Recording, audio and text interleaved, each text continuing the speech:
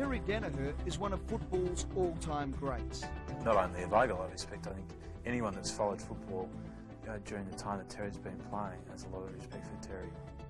If you were to ask or canvass the guys on who's been the greatest player, or one of the greatest players since they've been playing, I would say that a high percentage of them would say Terry Daniher. And it's not because he's blessed with a lot more natural ability than anyone else. It's just the fact that his determination, his commitment, and the fact that he always keeps his eyes on the ball. He is admired on the ground for his tenacity, his teamwork and his brilliance. He's a very dedicated player. I mean, you would really want and hope that all your young players in the club would look at the way he trains. He just puts head down and right into it. And of course, I mean, he actually gives a commentating performance when he trains sometimes, and I think we all get that bit of humour out of him. So even now that he's probably not captain and Tim is, we just admire him from that point of view. That young bloke thinks, this guy doesn't stop at 33. In a game that has become like showbiz, Terry Daniher offers an example of how hard work and dedication remains an integral part of what's required to make it in the big time. Terry's his philosophy on footy is pretty simple, and work hard and get the best out of yourself that you can. And it's been great sort of playing and training with him. Probably has helped me out as a footballer, just being around him and training with him a lot. From the tiny riverina town of Ungary came a raw-boned boy named Terry Daniher, who they say could play the game a little bit. One of 4 boys and 7 sisters brought up by Jim and Edna Daniher, Terry had the classic bush upbringing of hard work, sport and a good feed. But even as a youngster, Terry Daniher knew what he wanted to be, and that was an AFL footballer. Our headmasters at school, taught us a game of rugby league, and it was our parents really, my father and my mates' parents, and that come in there midweek and said to the principal, "Hey son, you've got to learn to play Australian rules football as well." So that's how we learnt the code. Well, obviously the family's pretty entrenched in the football. Dad, Jim up there, how much of an influence did he have on the career early doors? Oh, he had a very big influence, I suppose, in playing the game himself, and, and he took us to the football, and, coming from a small community like Hungary, it only had a population of 400 or 500, and I think it was just every player, all my mates certainly played football, and it was just great to go along, and you'd be having a kick at half time when he was out there playing football, Dad-like, and I guess when you were old enough to play, you started. As is the case in most country towns, sport often is the major focus on the weekend. And so it was in Hungary, where one day a bloke would be your opponent and the next your teammate. We'd get out, you'd play against your opposing side on the Saturday and get stuck into it, and then you'd be scrumming together on the Sunday, because out of those 5 sides in the rules competition up there, it formed a rugby league side, which was a bit stronger competition. They picked from 5 towns, and you'd be scrumming down with one another. Your opponent, you worked, you battled hard against the day before. But it was on the Daniher farm at age 15 that the Terry Daniher story could have quite easily have ended. At just 15 years of age, Terry was doing what most boys his age do on a farm when the front gate is 2 kilometres from the house. He was giving his brother and sisters a lift to the gate, when in a freak moment, fate dealt Terry Daniher a winning hand. We lived about a mile from the main road, and we give away riding the bikes. We thought, well, this particular day it was pretty wet, and we thought, well, I'll take the ute down, and just drove it down and went to school. It was time to come home. Well, I pulled it around, and the kids were waiting in the bike shed to keep out of the wet weather, and we jumped in, and just as we were ready to go, bang, down come this tree. I think there was probably 5 or 6 of us, and but very lucky that the tree sort of come down the back of the roof of the ute, and it pushed 3 or 4 of them out the front, but I was pinned, and my sister was looking out the back nearly on the seat, and she got a head caught, but we're both very, very lucky not to have been more seriously hurt. How far that must have seemed in 1983, when the new era of bomber domination was beginning to build. After finishing 5th in 1981 and 1982, the Bombers were again faced with an elimination final match in 1983. Only this time, Essendon broke through. And before long, they were trying to become the first team in league history to win the grand final, coming from 5th place.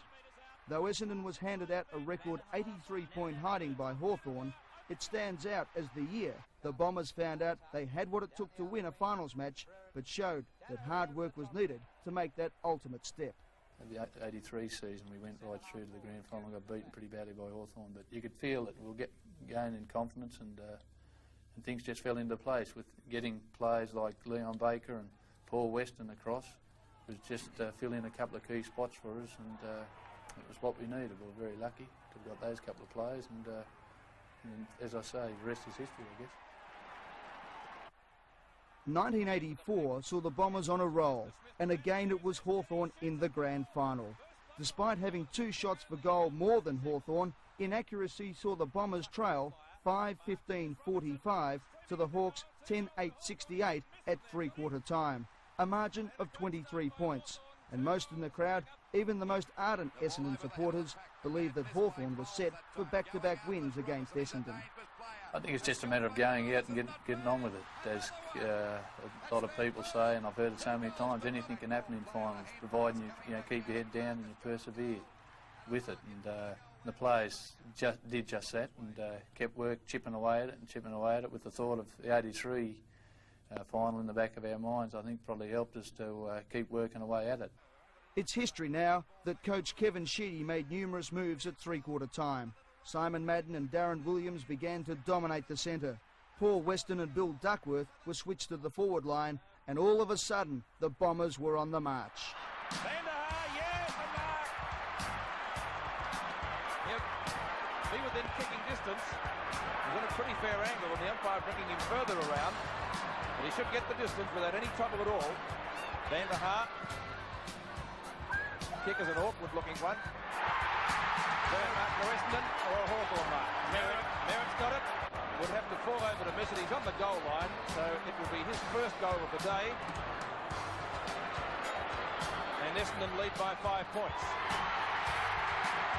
So the scoreboard, Essendon 10 goals, 19-79. Hawthorn 11-8, 74. Daniher knocked off. Here's a Garnier for Weston. He's put it through for a goal. What a match winner this guy's been at centre-half forward. There's Weston again with a hand pass. Coming over to Watson. This could be another goal. It is. Oh, they're killing it. And Essendon look like winning their first premiership since 1965. Daniher knocks it under Merritt, or trying to find Merritt, but Watson's there instead. They're running right away. There's another one. If he's accurate, I think he's dobbed it. It's Essendon's flag. No doubt about it. Portman from the point of the square has gone to a pass, and that's beautifully delivered right down the throat of Merv Neagle. Lead in pursuit. Neagle gets his kick in long and high to the goal square, and look at that. That really is the sealer if ever there needed to be one. It was a terrific feeling. It's pretty hard to describe. I think it's just, especially I was in the switch there when Paul Weston went to the half forward. I went back to the back line, and they had a lot of the play up there in the last quarter, and yeah, it certainly was a big buzz. But just as victory was assured, Daniher made a mistake he would have had to live with for the rest of his life. I remember one incident in the grand final late there. It could have nearly cost us a game.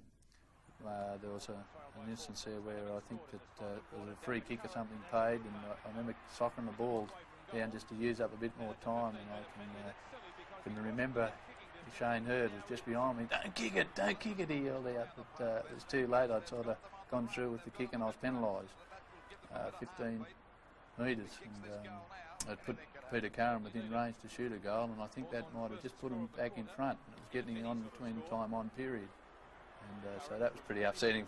You could imagine the things that were going through my mind at that particular moment of time. It was only a temporary setback as Essendon recorded its first win since 1965, defeating Hawthorn 14-21-105 to 12-9-81.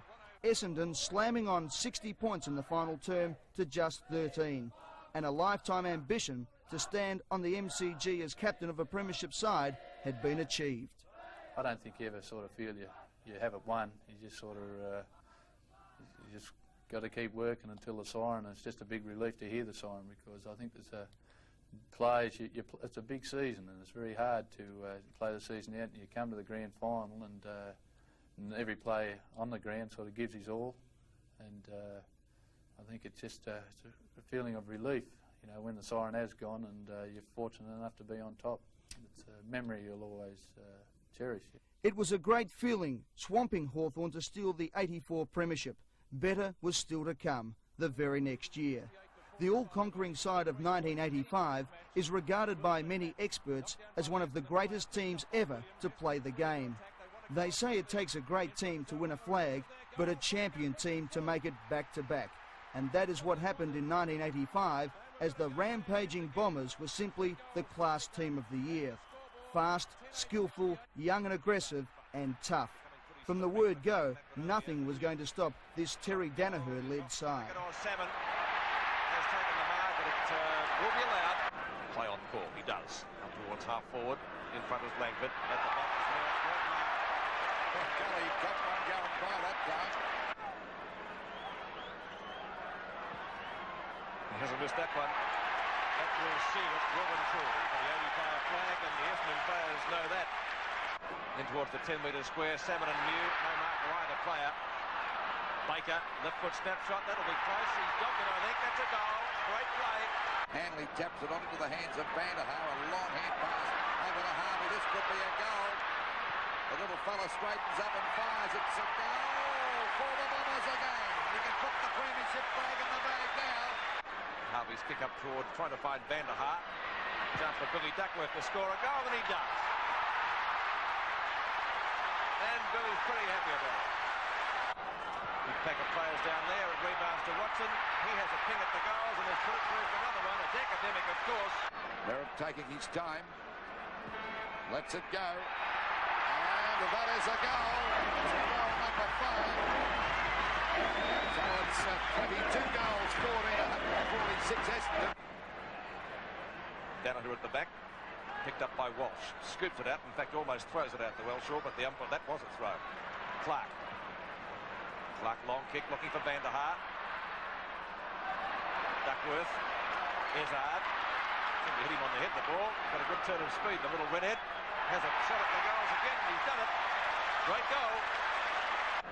Williams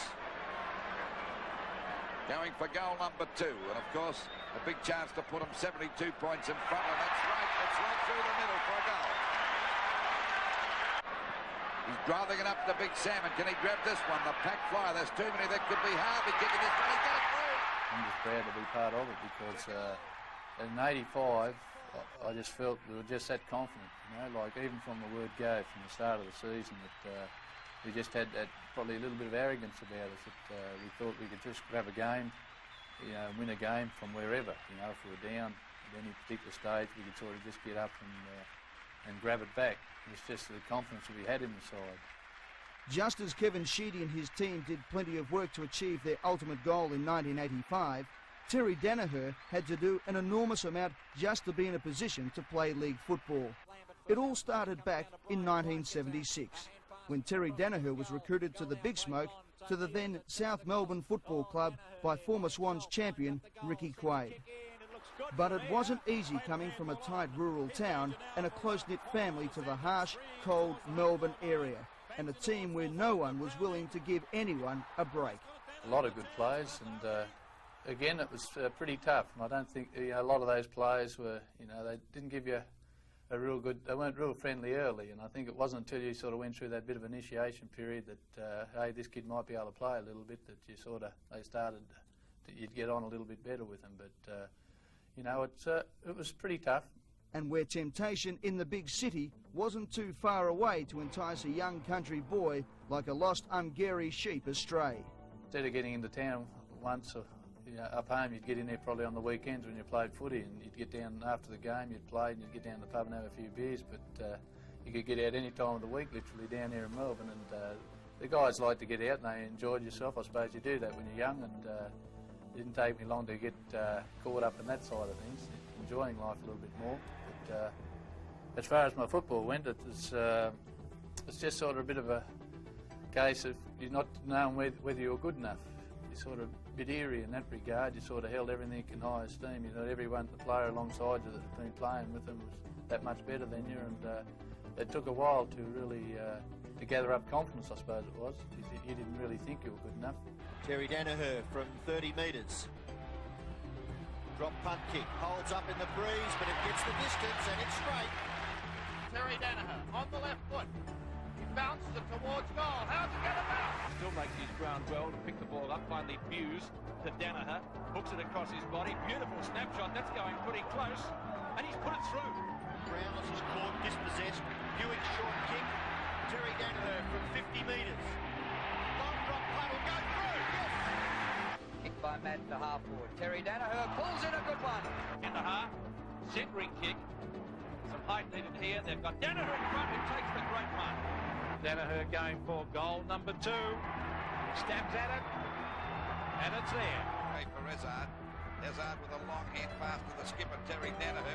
He balks nicely, straightens up and fires at the goal. And that's a great goal by the skipper. I don't think anyone can forget their first game. Mine was against Hawthorn out at Princes Park. I got a call. I was staying with some people living in a hotel at the time with some people, and I got a call about, must have been close to midnight, that Normie Gossett pulled out through injury, and I got the opportunity to play the game. They selected me in the seniors there for that day, a boggy old wet day, and playing on a chap on the halfback flank called Ian Bremner, and he was pretty good to me that particular day. He got up on my shoulders to try to take a couple of screamers, and I got a couple of free kicks, and didn't set the world on fire, but it was good. It was good to get out there. After showing signs of better things to come, South Melbourne had already made up its mind that former Essendon star centreman Neville Fields was a far better proposition.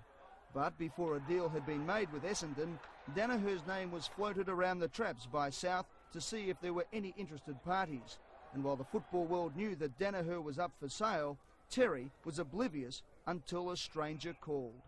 We had Haycarton up home at the time, and it was back about November or early December, and we had Kevin Dixon, I think, was the promotions officer at Fitzroy at the time, arrived up on our doorsteps, and we come home with a truckload of hay, and here's this bloke parked under the pepper tree, sound asleep, and Mum had been in to do some shopping, and I said, the old man was a bit wary. He wasn't too sure who this fella was. He had Vic number plates on. We woke him up, banged on the roof, and said, what are you doing up here, son? You know, what's going on? And it turned out to be Kevin, and you know, to cut a long story short, he said that I would be interested in obtaining your services, and I said, well, you know, what's going on here? And they said, haven't you heard yet? South Melbourne are giving you the flick, I suppose, and so that's how I first got wind of it. And but a little bit further down the track, when I come to South Melbourne, and they sort of hemmed and hawed a little bit for a while and said, oh, we want you to stay, but you know, we're looking for a couple of other players, and I think that's virtually the way. You know, I could see the writing on the wall, I suppose you could say, and I was just fortunate, I guess, that you know, Fitzroy gave me the opportunity, and a little bit further down the track, so did Essendon. They come and wanted to have a chat to us, and I just sort of picked Essendon, not for any real reason other than, you know, Barry Daves had just taken over the Scopes, and you know, sort of always known Barry to be a pretty good player in his day, and I just knew one or two players from our Essendon, mate. That's the only reason virtually that I took on Essendon. It wasn't over money or anything like that. The deal, Neville Fields for Terry Daniher and his untried little brother Neil, a handy cricketer and footballer from Assumption College. Daniher had been given another go at the big time, and he knew it was now or never. I just thought to myself, well, I'm terribly lucky, and I bet this will be my last chance. I better go and make a go of it. The first thing Daniher came to realise was that the boy from Angeri could play the game at the highest level. Once you played one or two games, you got a little bit more confidence up, and you just sort of got better as you went. You thought after a while, well, hell, I can mix it with anyone. So, and that's the way it fell into place very well. And along with Neil, he was untried really. He was up at Assumption College at the time, finishing his final year of school, and I think that you know, it was just going to be a matter of time, because probably Neil, out of all the four boys, he had the most ability. And grab the opportunity Terry Daniher did, and his motto, simply hard work. So much so that over the years, coach Kevin Sheedy has had to threaten Daniher with fines to stop him from training. I mean, you don't often say to a guy, look, if you don't stop training, I'm going to fine you. That's probably the only player I've ever done that to, or mentioned it to, or hinted to. But, you know, he really, he knows himself, you know, he knows generally. But when Terry hits a wall, he says, well, the only way out of it's hard work. and that's the way he looks at his life and his football, and that's probably a good quality to have. Sometimes it's just up to a guy in my position, just happens to be the coach, who says maybe you should look at another way and go and have a holiday and, you know, spend a night or two home. And well, that's all right, son, you know, but I know me, and I reckon that this is what I've got to do. And but if you think that, well, I'll consider it later on. I think Terry probably spends his whole day looking forward to training, and when he gets out in the track, he has at different times he's probably upset Sheeds a little bit, but not because of any other reason except that he's just being himself and enjoying himself and having a good time. And I've never come across anyone in football that enjoys themselves at training as much as Terry does. But once again, just as things were looking up for the new gun Essendon full forward, another setback when Daniher, playing against his old team, suffered a broken jaw. Oh, I think it's just one of those things. I think there's not too many players go through a football career without copping one or two, and it's just a bit of bad luck that I had at the time.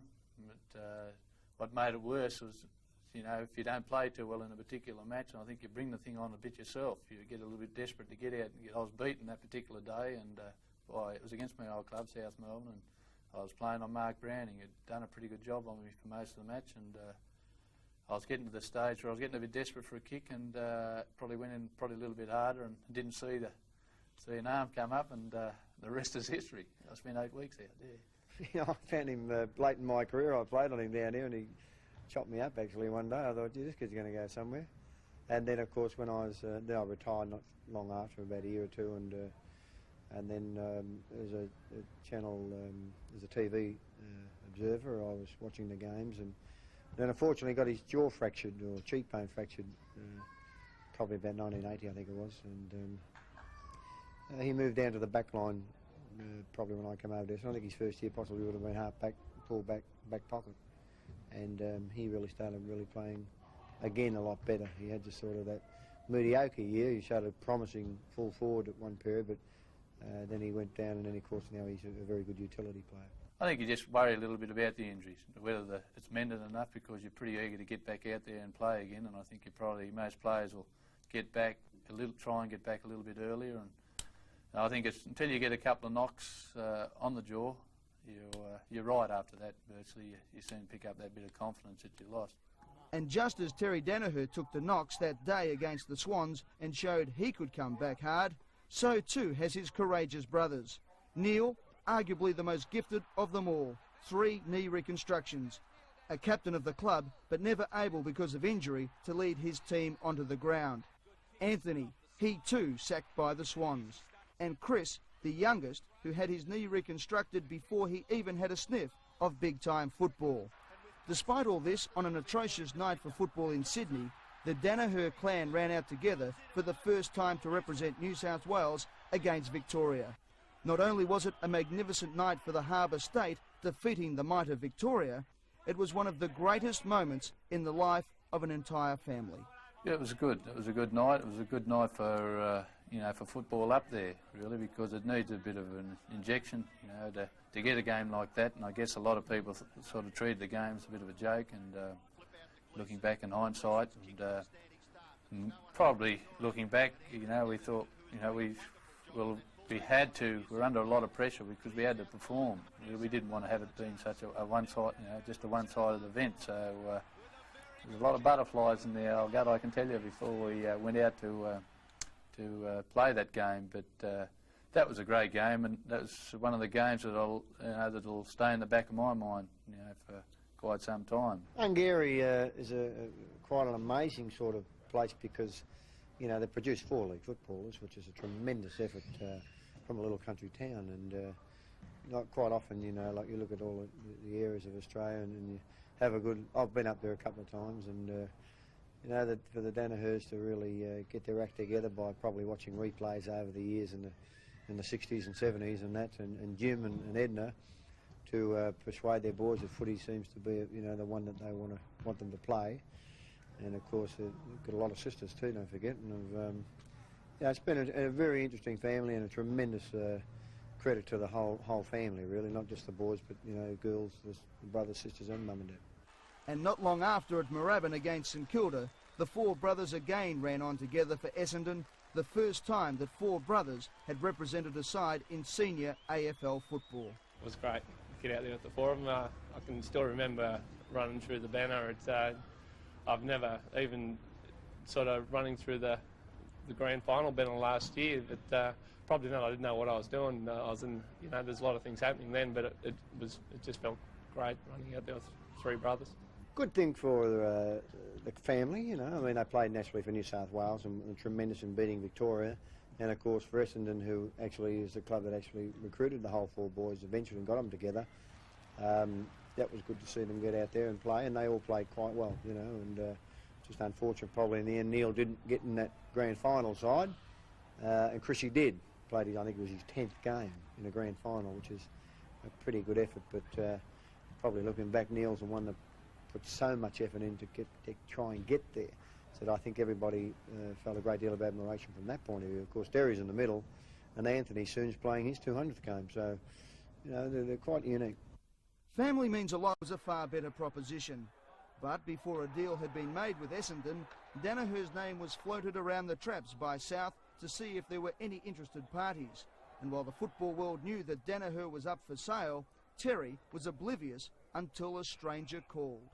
We had hay carting up home at the time, and it was back about November or early December, and we had Kevin Dixon, I think was the promotions officer at Fitzroy at the time, arrived up on our doorsteps, and we come home with a truckload of hay, and here's this bloke parked under the pepper tree, sound asleep, and Mum had been in to do some shopping, and I said, the old man was a bit wary, he wasn't too sure who this fella was. He had Vic number plates on. We woke him up, banged on the roof, and said, what are you doing up here, son? What's going on? And it turned out to be Kevin, and to cut a long story short, he said that I would be interested in obtaining your services, and I said, well, what's going on here? And they said, haven't you heard yet? South Melbourne are, giving you the flick, I suppose. So that's how I first got wind of it.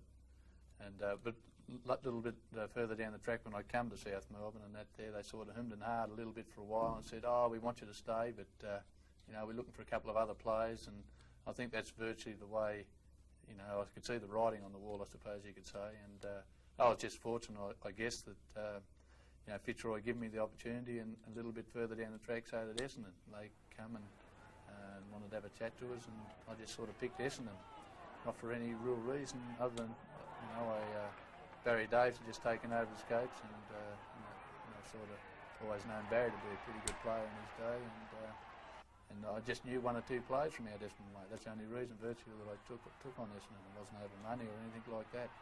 The deal, Neville Fields for Terry Daniher and his untried little brother Neil, a handy cricketer and footballer from Assumption College. Daniher had been given another go at the big time, and he knew it was now or never.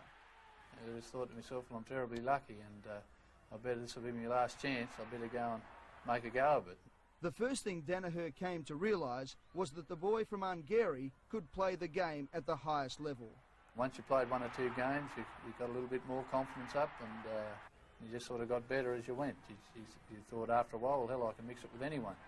So, and that's the way it fell into place very well. And along with Neil, he was untried really. He was up at Assumption College at the time, finishing his final year of school, and I think that it was just going to be a matter of time, because probably Neil, out of all the four boys, he had the most ability. And grab the opportunity Terry Daniher did, and his motto, simply hard work. So much so that over the years, coach Kevin Sheedy has had to threaten Daniher with fines to stop him from training. I mean, you don't often say to a guy, look, if you don't stop training, we're going to fine you. That's probably the only player I've ever done that to, or mentioned it to, or hinted to. But, he really, he knows himself, he knows generally. But when Terry hits a wall, he says, well, the only way out of it's hard work. And that's the way he looks at his life and his football.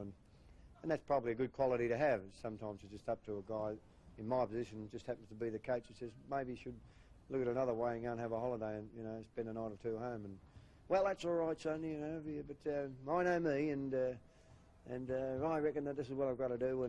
But if you think that, well, I'll consider it later on. I think Terry probably spends his whole day looking forward to training, and when he gets out on the track, he has at different times he's probably upset Sheeds a little bit, but not because of any other reason except that he's just being himself and enjoying himself and having a good time. And I've never come across anyone in football that enjoys themselves at training as much as Terry does.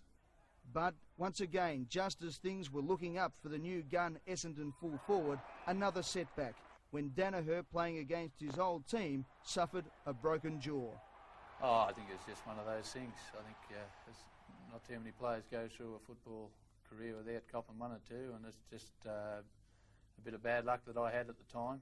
But what made it worse was, you know, if you don't play too well in a particular match, I think you bring the thing on a bit yourself. You get a little bit desperate to get out. I was beaten that particular day, and it was against my old club, South Melbourne, and I was playing on Mark Browning. He'd done a pretty good job on me for most of the match, and I was getting to the stage where I was getting a bit desperate for a kick, and probably went in a little bit harder, and didn't see an arm come up, and the rest is history. I spent 8 weeks out there. You know, I found him late in my career. I played on him down here, and he chopped me up actually one day. I thought, gee, this kid's going to go somewhere. And then, of course, when I was then I retired not long after, about a year or two, and then as a channel, as a TV observer, I was watching the games, and then unfortunately got his jaw fractured, or cheekbone fractured, probably about 1980, I think it was, and he moved down to the back line probably when I came over there. So I think his first year possibly would have been half back, full back pocket. And he really started playing again a lot better. He had just sort of that mediocre year. He showed a promising full forward at one period, but then he went down, and then of course now he's a very good utility player. I think you just worry a little bit about the injuries, whether it's mended enough, because you're pretty eager to get back out there and play again. And I think most players will get back try and get back a little bit earlier. And I think it's until you get a couple of knocks on the jaw, you're right after that. Virtually, you soon pick up that bit of confidence that you lost. And just as Terry Daniher took the knocks that day against the Swans and showed he could come back hard, so too has his courageous brothers. Neil, arguably the most gifted of them all, 3 knee reconstructions. A captain of the club, but never able because of injury to lead his team onto the ground.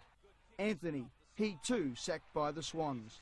And Chris, the youngest, who had his knee reconstructed before he even had a sniff of big-time football. Despite all this, on an atrocious night for football in Sydney, the Daniher clan ran out together for the first time to represent New South Wales against Victoria. Not only was it a magnificent night for the Harbour State, defeating the might of Victoria, it was one of the greatest moments in the life of an entire family. Yeah, it was good. It was a good night. It was a good night for for football up there, really, because it needs a bit of an injection, to get a game like that. And I guess a lot of people sort of treated the game as a bit of a joke. And looking back in hindsight, and probably looking back, we thought, we're under a lot of pressure because we had to perform. We didn't want to have it being such a one-side, just a one-sided event. So there's a lot of butterflies in the old gut, I can tell you, before we went out to play that game. But that was a great game, and that was one of the games that'll stay in the back of my mind, for quite some time. Hungary is quite an amazing sort of place because, they produce 4 league footballers, which is a tremendous effort from a little country town, and not quite often, like you look at all the areas of Australia and you have a good. I've been up there a couple of times, and that for the Danihers to really get their act together by probably watching replays over the years in the 60s and 70s and that, and Jim and Edna to persuade their boys that footy seems to be the one that they want them to play. And of course they've got a lot of sisters too, don't forget. And it's been a very interesting family, and a tremendous credit to the whole family, really, not just the boys, but girls, the brothers, sisters, and mum and dad. And not long after at Moorabbin against St Kilda, the 4 brothers again ran on together for Essendon, the first time that 4 brothers had represented a side in senior AFL football. It was great to get out there with the 4 of them. I can still remember running through the banner. I've never even sort of running through the grand final banner last year, but probably not. I didn't know what I was doing. I was in, there's a lot of things happening then, but it just felt great running out there with 3 brothers. Good thing for the family, I mean, they played nationally for New South Wales and tremendous in beating Victoria, And of course for Essendon, who actually is the club that actually recruited the whole four boys eventually and got them together, that was good to see them get out there and play, and they all played quite well, you know, and just unfortunate probably in the end Neil didn't get in that grand final side, and Chrissy did. Played his, I think it was his 10th game in the grand final, which is a pretty good effort, but probably looking back, Neil's the one that put so much effort in to try and get there. So I think everybody felt a great deal of admiration from that point of view. Of course, Derry's in the middle, and Anthony soon's playing his 200th game, so you know they're quite unique. Family means a lot to Terry Daniher, and while they used to like to belt the hell out of each other as kids, there is no mistaking the respect Terry has for his younger brother Neil. It was pretty disappointing because he'd just taken over the captaincy at the club, and you know, things were looking real good for him, and then, you know, doing a knee, then getting it right, and then doing it again, and then doing the other one, you know, it's sort of, he's done really well to persevere, I think, and it was just a credit to him that he was able to fight his way back and make it back into AFL football, which he'd done, and I think he could sort of walk away pretty happy, you know, that he did sort of make the effort to come back. But at the same time, Terry has an answer for his younger brother's knee problems. Well, I told him, listen, when you go home during the off-season, you come and run these gravel roads with me and across the paddock. And he said, you wouldn't have a bar of that, see, and we'll get out and work. Neil is always, he's been very fortunate. He's a bit smarter than probably the rest of us, and won a scholarship to go away to school and spends 4 years away in Goulburn, and then further his remaining 2 years at Assumption. So a lot, whereas we were working on the farm, and that Neil spent a lot of time away, and whether that, you know, we've always been on our feet and climbing ladders or, you know, hay cart and this and that, and I think that sort of helps strengthen maybe the knees up a little bit. Myself, touch wood, haven't had a lot of any trouble with knees, but again, Neil had a lot of trouble, and I just felt that he needed to, you know, perhaps if he'd done a bit more of that labouring type work, it might have helped him, but I don't think, you know, if you're going to do a knee, it's going to happen. If you've got your leg in the wrong place, they go so easily, don't they? But I always felt, you know, at times he could have done, you know, had a little bit of labouring work, might have helped him a little bit. Not that Terry is an inverted snob or anything, but you can tell there was plenty of rivalry between the farm boy elder brother and the scholarship-educated younger brother Neil. When you look back, you know, you used to have a lot of ding-dong battles with Neil. Neil's been the second eldest boy in the family. He'd come home from college and he sort of learnt the correct way to, for example, say, playing cricket. We used to play a bit of cricket up home there and during the summer. And Neil, Dad, and we got together and we put down a glazed wicket, about half the length of a cricket pitch, and we put her out in front of Mum's backboard where she used to practice the tennis and that. And we'd get out there and we'd have our little test matches out there. And we started off with a little 20-gallon drum, put a couple of them on top of one another, but after a while then Neil he sort of learned how to bat pretty well away at school. I couldn't get the bugger out, so I'd had to revert to a 44-gallon drum, make it a bit bigger so I got a better chance of getting him out, and then we had to bring in a few rules, and that we had to, on Mum's backboard, tennis backboard, we drew a chalk mark across, and anywhere above stump high, you just nicked it over the top and hit the board above the line when you were out, and then past if you hit her into the fruit trees, you were automatically out. If you hit her over the fence, you were out. And but Neil had this thing, he could just block her, he'd drop her just short of the fruit trees, and you'd never be able to get the bugger out. And of course, I'd be the bloke buddy bowling all day, down the block. And the worst thing would be him saying, "You had enough, mate? You want a bat? Come on, come and have a bat." You know, that even made me wilder, so I'd go back a bit another 4 or 5 strides and rip her in a bit harder. I had no worries about that 44-gallon drum. I was only trying to knock him off. And Terry's hatred of losing wasn't just saved for his brothers. Everything was very competitive, you know, no matter what we did. I had a sister in between myself and Neil, and she was quite a good sprinter, and I had to get out of the block. She actually did a bit of work and was coached there for a while with a local bloke up there, and she got into the sprinting pretty well. She used to use me as practice. And there's one thing that I wasn't going to have her beat me, you know, and I was always getting away a bit early and cheat whenever I could, but there's a couple of times she went around me. That hatred for losing has always been a part of the way Terry Daniher plays football. No one can deny that Terry Daniher is committed to the team cause 100%.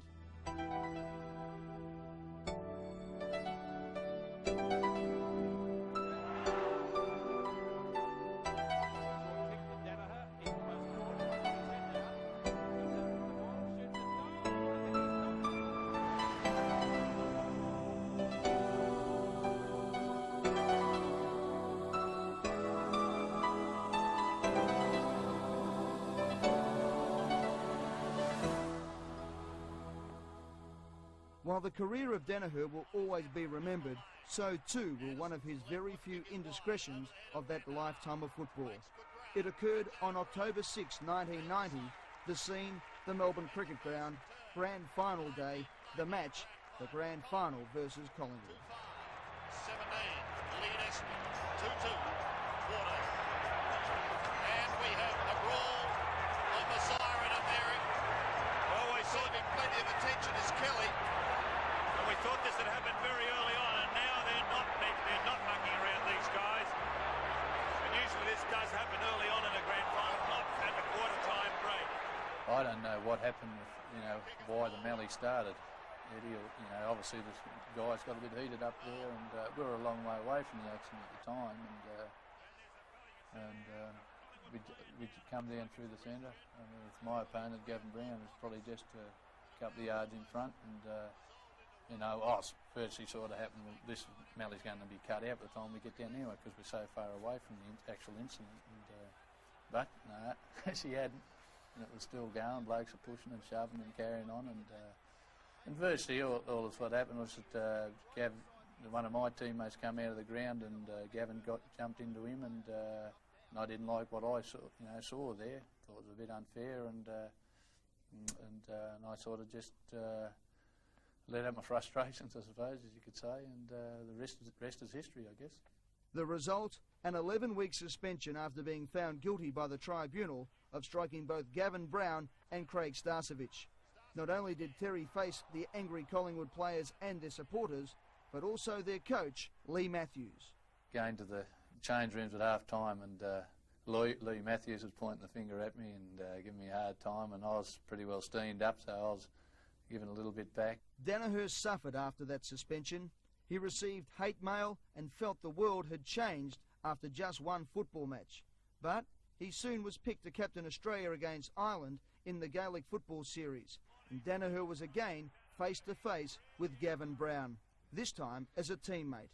And it showed that things had not changed that much since the days of playing football one day and rugby the next back in Ungary. Essendon were hosting a luncheon, and both the Collingwood hierarchy and Essendon hierarchy were together, and we were able to intermix, and I was fortunate enough to be able to get over. Lou Richard invited me over to a table, and we sat down and had a good chat with both, I think, Lee Matthews' wife and Gabby Allens, and it's just good to sit down and have a chat, and I think their feeling is that all's forgotten, which is the way it should be. I feel, certainly the same way with me. You just got to get on with football, and little things like that pop up. They're just a problem. You've got to solve it as best and as quickly as you can, and just get on with your life. Barwick will need a 60-metre kick to score. It's a beautiful looking kick. Will land in the square. Essendon mark taken by Terry Daniher. And what an absolute champion Terry Daniher is. They had a big job back there picking up Gavin Brown, and this man has it. And if Collingwood fans haven't forgiven him still... We wore the black and white up home, and I probably actually followed Collingwood, because it's the only side we saw back home when I was home, was sit up to 12 o'clock at night to watch footy. Work sides like Collingwood and Richmond and a few other clubs, and so I sort of followed them a bit as a kid, and that. But, I think it irks a bit, I suppose, if now that they're a very popular club, and but they deserved it. They've worked hard, and they got up there, and they got the premiership. They fully deserved it. Now who have the Essendon supporters offside? No, that would never happen to TD. But what about losing to Collingwood in that grand final? It's disappointing, just to have lost the grand final. To me, you'd like to think, like from a supporter point of view, that you could be able to go out and we were quietly confident that we might have been able to win that game. But there's a big element of luck in grand finals. I think it's how you come up with injuries, and what sort of a run you've had through the finals and things like that. And to me, Collingwood was just a terrific side. Everything could sort of work pretty well right from them. No matter how much we threw at them, they were able to come back even stronger again. So they were very committed. Whereas we looked a bit sort of underdone, and we just couldn't quite get going. No matter how hard you try, even though a lot of people come up to you and say, I think you might have struggled a bit. You weren't having a go, but I can assure people that like we had you go out and try, but things don't come off. go your way from time to time. While football is a serious business, and it can be no more serious than grand final time, it also has provided the players and the supporters with a mountain of humorous incidents, and many over the years have involved the man with that perennial grin on his face, Terry Daniher. Seeing the Daniher boys, there was Terry, Chris and Anthony in Tokyo, was quite a funny experience, because I left them in the underground station one day trying to work out how they were going to get on the bullet train, and it was one of the funniest things I've seen for a long time. The three Daniher boys from Hungary trying to work out the railway system in Tokyo. But one of the funniest things that I can ever remember Terry doing is on a football field, and Terry is such a gritty sort of a player. He just sees the ball and he goes for it. And one day out at VFL Park, and we were playing Carlton, and the game was really tight. It was very close, and it was in the last quarter. And the ball was in our forward pocket, and I picked the ball up and I spun around, and I booked one guy, and I was going to have a shot at goal, and the bloke tackled me. And I looked down, and it was bloody Terry tackled me. And he just looked up and he grinned at me and he said, "Oh, sorry, mate. I think there's a lot of stories about Terry or the Danihers, but probably going up to talk to the Danihers about their boys, and we might be able to get the four of them together. And Terry's telling me that like you just get in the little plane and you're up there, son, and you'll find this tree. And that tree, she's the start of the airstrip next door. And of course you're flying up there and you cross over the Murray River and you're looking for this tree up near Angera, and I thought to myself, fantastic, where are we really going to go? What paddock will we land in? And Terry reckons, oh, you can't miss this tree. And really, when you think of it, it's right in the middle of where you want to land, sort of thing, and you've got to just miss it and land it safely. And then, of course, when you're going out, you've got to get back over it.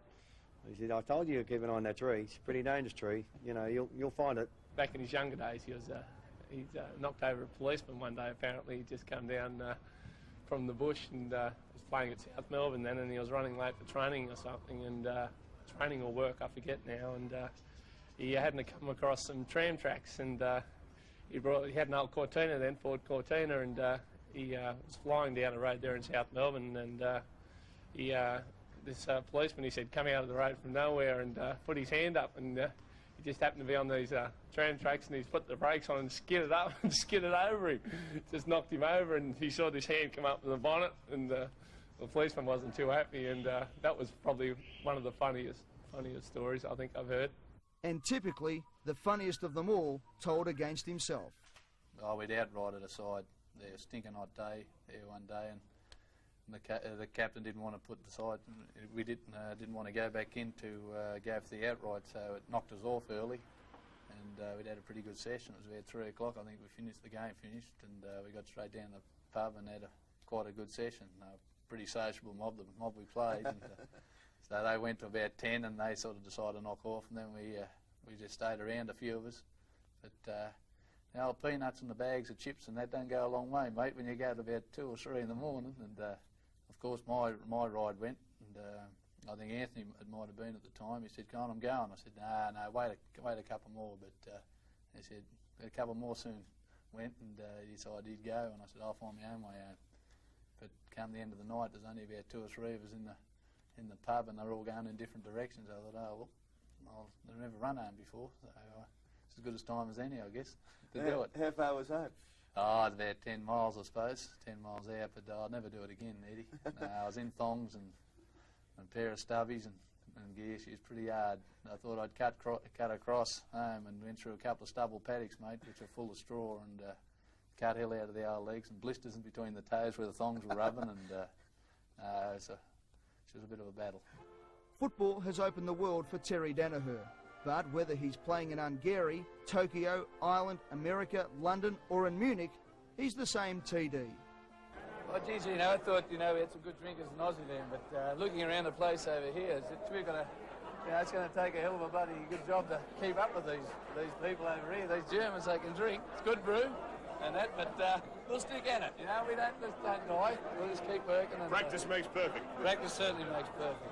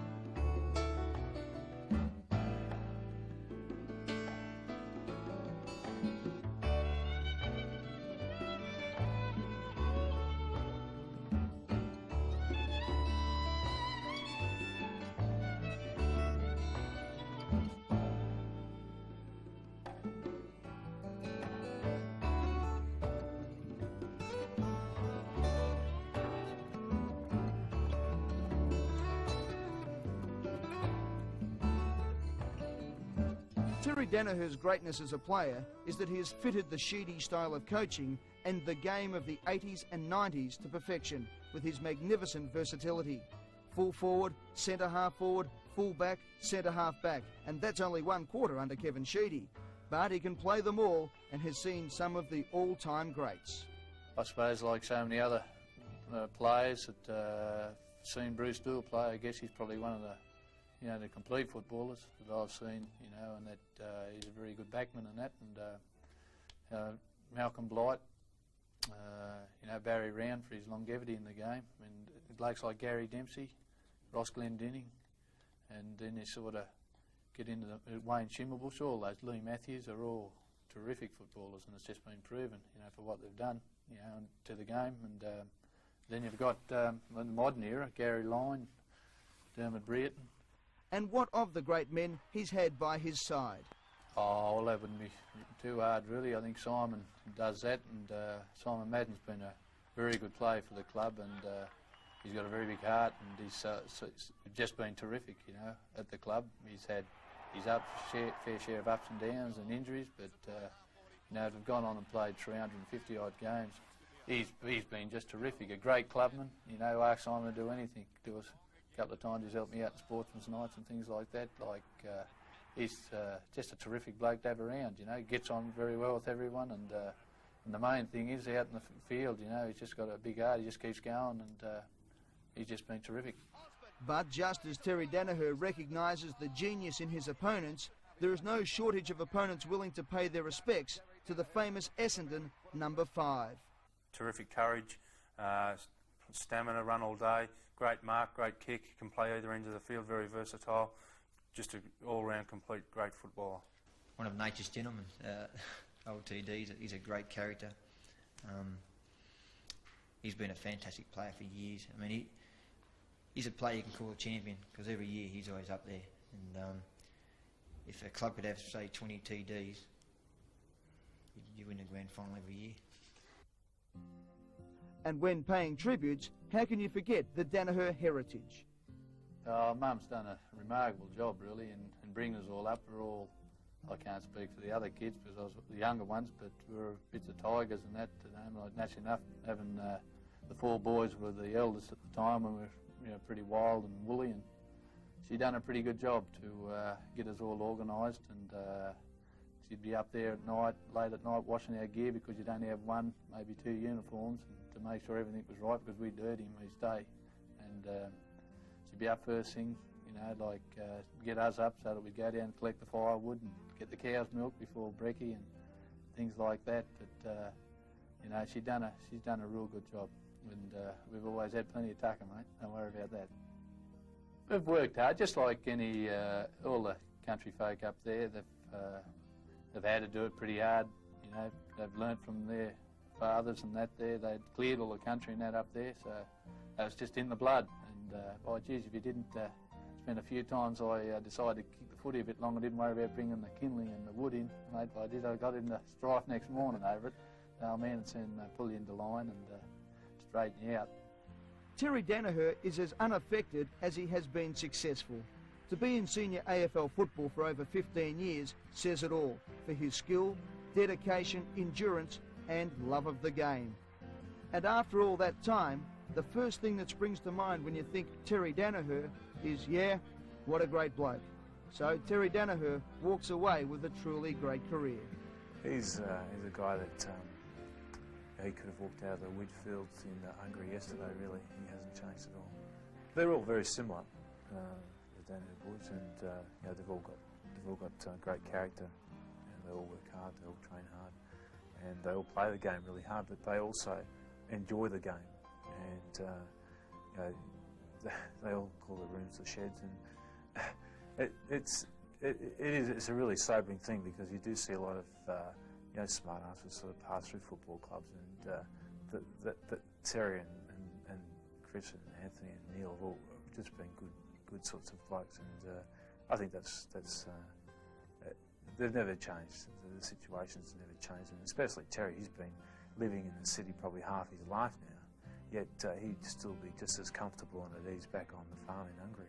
He's a bushie and a bushie at heart, and just an honest person, and I don't think he'll ever change. He'll ever change. So what is it that inspires this dedicated, fun-loving man? I guess it's, you know, for any young bloke, if you've got a bit of ability and you're prepared to work at it, you know, these other doors open for you, you know, as well as, geez, you meet so many different people, and you make so many friends out of it, you know, it's all worthwhile. And for me, just playing like in the Gaelic series in '84 over in Ireland, we were away for a month, and that was great, you know, getting away with players from their respective clubs, and that you team together, you know, for a month away. They're just great trips where you go away and you can play football and that. And as with those Foster Cup matches, challenge matches overseas, they've been a terrific experience. And again, it's just another one, mate, a little mark there, something that you can look back on, you know, later on in life, to think that you've done all that. You know, I've got a lot of success, I suppose, but at the same time, I've had times where things haven't gone your way. You get a bit of both, and it's been a bit of an education in some ways, just on life and the way you've sort of got to go about things, and you're not going to get anywhere if you don't put in and work at whatever you're doing. And so it's been good in that regard. And but I'll always be involved in football, even after playing at AFL level. I think that I'm only hopeful that the young bloke might, if I can encourage him, not push him too hard, but if he's keen and wants to get into football, well, I've got to obviously give him a bit of time, and as with the other youngest one coming up. So I think I'll be involved in footy for a fair while longer yet, I think. And I'll play, obviously, as long as I can, and maybe take a look at coaching, but that's hopefully a little bit further down the track. When, as invariably people do, they sit down to list the great captains of the game, the champions renowned for the courage and commitment, the men who were a coach's dream by being able to play in any position on the ground, and the player you'd love to meet for a beer and a yarn, Terry Daniher's name will be on every person's list. In a hurry, Daniher. This time he's got Merritt to beat. And Daniher, great play by the captain. That's the start of the lifted team. Into the pocket, leading in the race for the ball. Taken by Terry Daniher. Kicks it in. What a magnificent high mark by Terry Daniher. Walsh coming to the centre and playing. Flips it over there to Daniher. Another strong mark to Daniher. Terry Daniher, who's already kicked 2 goals. It's a high ball, looks all right. Straight over the top of Simon Manton's head. Little short kick to Daniher. He's almost caught. Put his head down. Comes out with the ball, shoots it goal. I think he's stopped it. It bounces through, full points to Western. Knocked out by Matt, grabbed here by Baker. A hand pass out to Daniher. This looks dangerous. A shot at goal. It'll be good. It'll be a goal. They need this goal badly before the end of this first quarter. There it's on its way. It's a good kick and it's a goal.